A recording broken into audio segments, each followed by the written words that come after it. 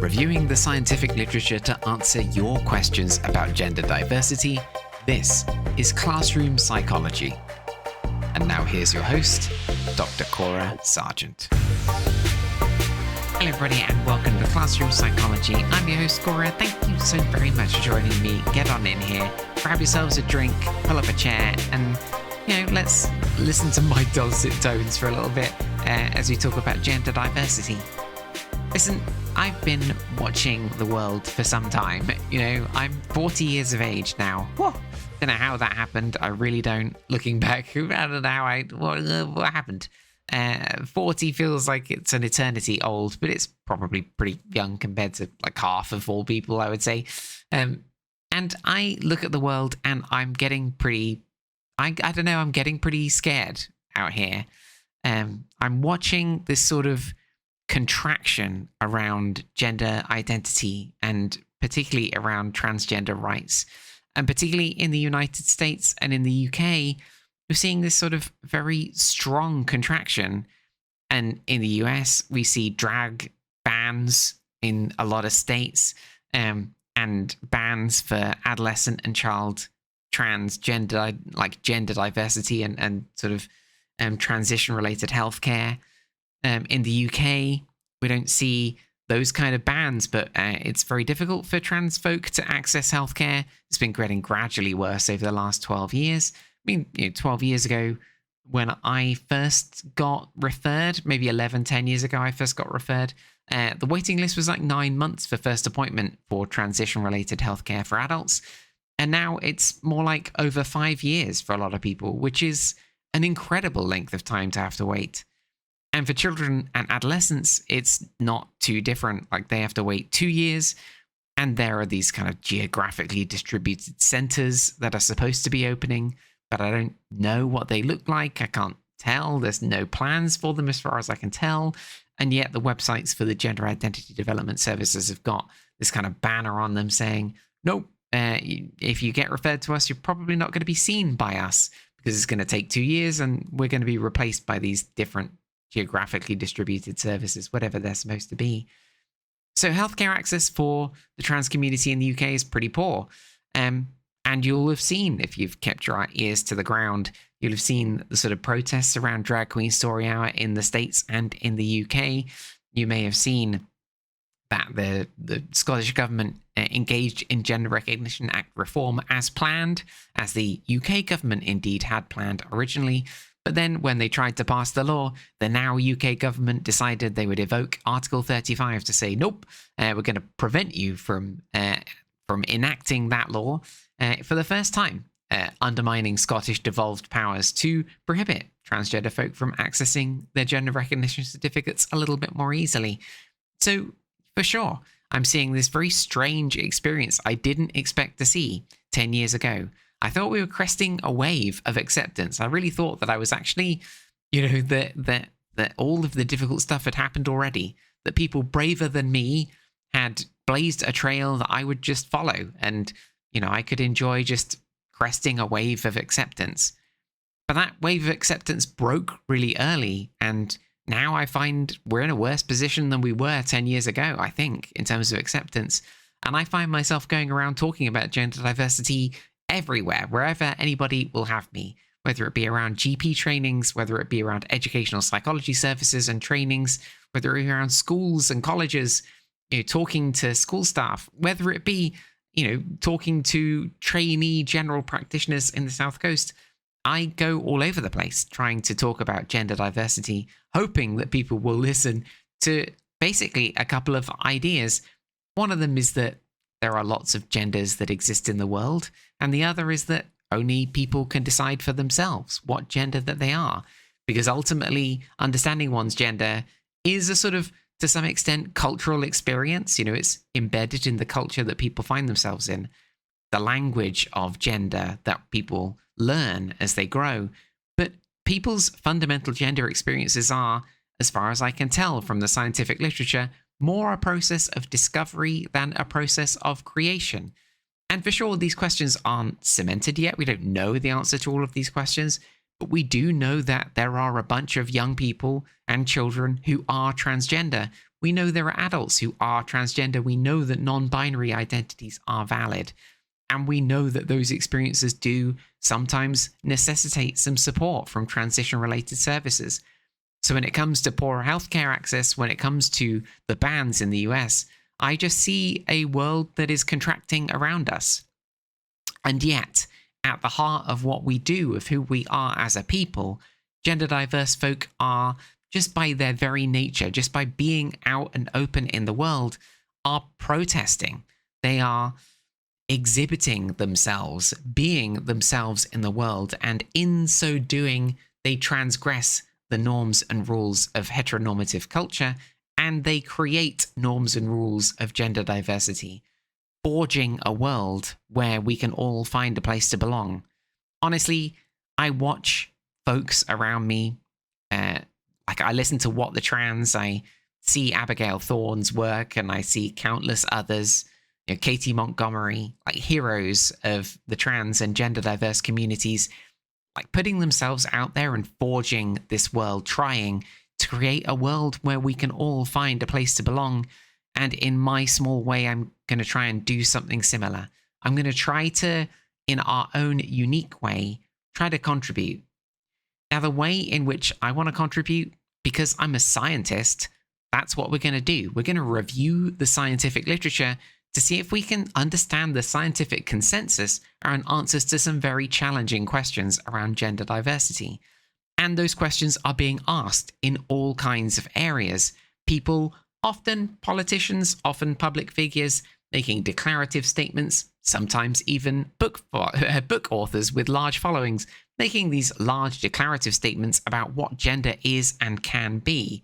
And a lot of people, a lot of politicians in particular, saying things like, we just don't have the research. We just don't have the research yet. We don't know what's going on here. We don't know how best to support children and young people.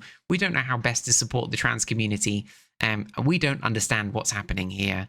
And I'm here to say, yeah, we absolutely do. I'm a gender scientist. Like, I study gender diversity alongside my legendary trainees and my deepest friend and colleague, Dr. Sarah Wright. We publish literature, we publish research, scientific, like empirical studies and systematic reviews, looking at the question of what genders is it possible for a person to be in the world, and the question, what makes people the gender that they are.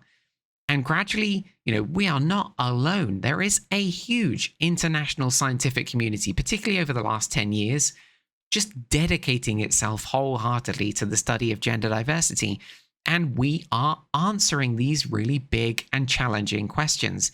So I'm here to say, yeah, maybe we don't have all the answers yet, but we are not in the dark as anywhere near as much as people might have you believe. So my job here is to try to bring that research to your fingertips in an unbiased, genuine way. I'm going to try and generally take a look at some questions that these folks ask, often in the form of very sort of bold declarative statements, but we're going to treat them with the greatest of generosity. We're going to turn them into scientific questions, and then we're going to ask those questions of the literature and come away with some reasonable scientific consensus around some answers. No question is off the table. Get on Twitter, ask your questions as you would like. I will answer them. But also, we'll take a look and see if we can find some answers to questions that are just out there because public figures are making these bold declarative statements. You can find us at Classroom Psych on Twitter. Get in the comments. Let us know what you think. Give us your questions. We're going to do our best to answer them.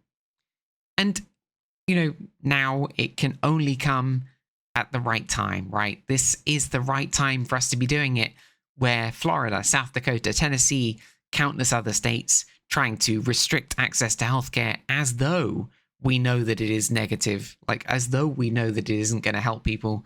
We know quite the opposite, that young people, there are people in a position who need access to that healthcare. And by restricting their access, we are doing harm. We have good reason to suggest that Drag Queen Story Hour is only a good thing, as it exposes children and young people to gender diversity, and they will become more satisfied with the idea that gender can be diverse. And when they come across people who are gender diverse, they won't be so confused or frightened. they'll understand that it's just a part of the rich tapestry of gender in the world around them.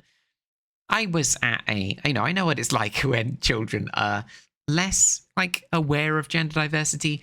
I went to go to a reception year class not that long ago, and this little chap came up to me, completely different to the child I was there to see. Smartly dressed little guy with a little bow tie. He's 4 years old, teeny tiny, strode up to me, and he said a classic question, a question I get all the time. "Are you a boy or a girl?" he said. And I, with the greatest of generosity, turning air into gold, I was like, "Oh, that's a very good question, little one. I'm a girl. Enjoy your playtime." And he looked at me with this kind of childlike skepticism, and he said, "I don't believe you." I was like, "Okie dokie, this is getting weird. I'm going over here now. You enjoy the sandpit, go have fun." He stopped. He put his hands on his hips. He started to dance, and he said, "You're a boy, you're a boy," in this beautiful sing-songy little voice. I got bullied by a 4-year-old. It was amazing. So I buried him in the sandpit, and I laughed, bid him adieu, and carried on with my day. Little people like that, 4 years of age, for sure, they have only got their experience to go on. And my hope is that because he met me, maybe the next time he meets somebody that sounds a little different, or maybe that looks a little different, maybe that's okay, and he understands that it's just part of the tapestry of gender around him. It's no bad thing for him to understand that, because next time he'll meet somebody, maybe he won't other them in quite the way that he did with me. You've got to realize that, our job here is to create a world where everyone can belong. And so when we come to Drag Queen Story Hour, we realize actually exposing young people to understanding the full tapestry of gender helps them to create a world. That's what transgender, gender diverse communities are doing in just being out there, whether it comes to diversity of expression or diversity of identity or diversity of bodies. We transgress expectations of a society that sees gender as really just male and female. And in so doing, we forge the norms of a new culture. We forge norms that allow us all to find a place to belong.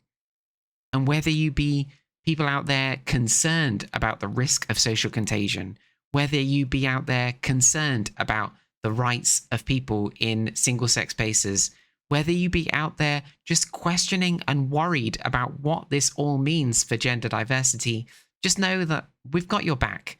We're out there trying to understand gender diversity from a scientific perspective, and we're going to try to help you to recognize that you have nothing to be afraid of here. Gender diversity poses no threat to anyone. It's simply about trying to make sure that we have a world in which everyone can find a place to belong. In our first episode, as we come back, our first real-life proper episode, we're going to look at the status quo. What is it that our current model of gender suggests about gender diversity? What genders exist in the world, and what makes a person the gender that they are in our sort of mainstream cultural, very binary zeitgeist? When we come back, the status quo, we take a look at it together. You are very welcome here. This is Classroom Psychology. Thanks so very much for joining me. I'm your host, Cora, and I very much look forward to seeing you in the next one.